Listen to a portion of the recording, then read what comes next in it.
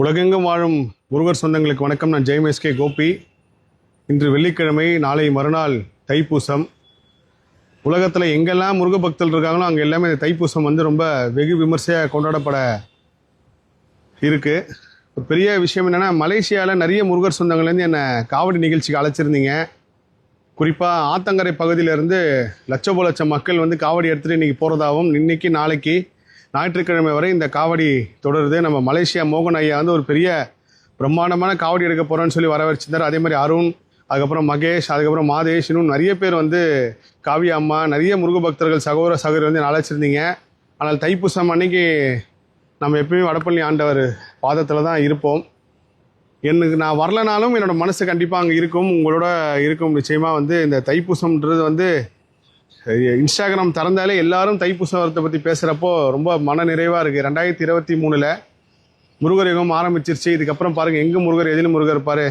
முருகர் பற்றி நல்லதாகவும் வருது, முருகர் பற்றி சர்ச்சையான விஷயமாகவும் வருது, அசைவம் சாப்பிட்றத பற்றியும் வருது.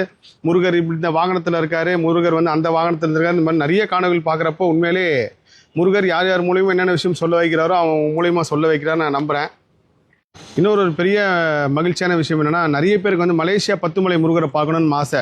அதில் குறிப்பாக வயசானவங்க எல்லாருக்குமே அந்த பத்துமலை சன்னிதானத்துக்கு போயிட்டால் கூட அந்த படி ஏறி போக முடியாத ஒரு சூழ்நிலை இருக்கும். கிட்டத்தட்ட நானும் முட்டி வலியில் பாதிக்கப்பட்டிருக்கோம். நான் கேட்டது என்னென்னா, என்னங்க இவ்வளோ பண்ணியிருக்காங்களே, ஒரு லிஃப்ட்டோ இல்லை ஒரு ரோப் காரோ இல்லை எக்ஸலேட்டரோ இருந்தால் நல்லா இருந்திருக்குமே, அதை ஏன் இவங்க பண்ணாமல் இருக்காங்கன்னு சொல்லி கேட்டேன். இல்லை நிறைய பேருக்கு அந்த படி ஏறி போக முடியாத ஒரு சூழ்நிலை, கீழேருந்தே முருகரை பார்த்துட்டு வந்துடுவாங்க. வயசானவங்களாக இருக்கட்டும், இல்லை முட்டி சம்மந்தமாக பிரச்சனை இருக்கும், எல்லாருக்குமே ஒரு பெரிய குறையாகவே இருந்துச்சு. ஆனால் இப்போ சமீப காலமாக ஒரு பெரிய நல்ல செய்தி, ஒரு விஷயம் கேள்விப்பட்டேன். மலேசியாவில் எக்ஸ்லேட்டர் போட போகிறாங்க. எல்லோரும் போய் ஈஸியாக முருகப்பெருமானை தரிசித்து வர மாதிரி. அதுக்கு மலேசியா நிர்வாகத்தோட தலைமை நிர்வாகி நடராஜ் ஐயாவுக்கும் அவரோட மகன் சிவகுமார் ஐயாவுக்கும் ஒரு பெரிய நன்றி சொல்லணும். ஏன்னா அவங்களோட முன்னெடுப்பு தான் இந்த மாதிரி ஒரு விஷயத்தை பண்ணியிருக்காங்க. இது உண்மையிலே எல்லாருக்கும் ஒரு பெரிய வரப்பிரசாதமாக இருக்கும். எல்லாருக்கும் ஒரு ஆசை, வாழ்க்கையில் ஒரு தடவையாவது மலேசியா பத்துமலை முருகரை போய் பார்த்துட்டு வந்துடுன்ட்டு. இந்த எக்ஸ்லேட்டர் போட்டதுக்கப்புறம் இன்னும் நிறைய பேர் போய் பார்ப்பாங்க நம்புகிறேன். தைப்பூசம் உலகம் ஃபுல்லாக எல்லா இடத்துலையும் ரொம்ப பிரம்மாண்டமாக கொண்டாடப்படுது. ஆனால் மலேசியாவில் இன்னும் மிகப்பெரிய விமர்சையாக கொண்டாடப்படுன்றது ஒரு பெரிய அதிசயம், ஆச்சரியம். ஏன்னா அங்கே முருகரோட பாதம் பட்டிருக்கு.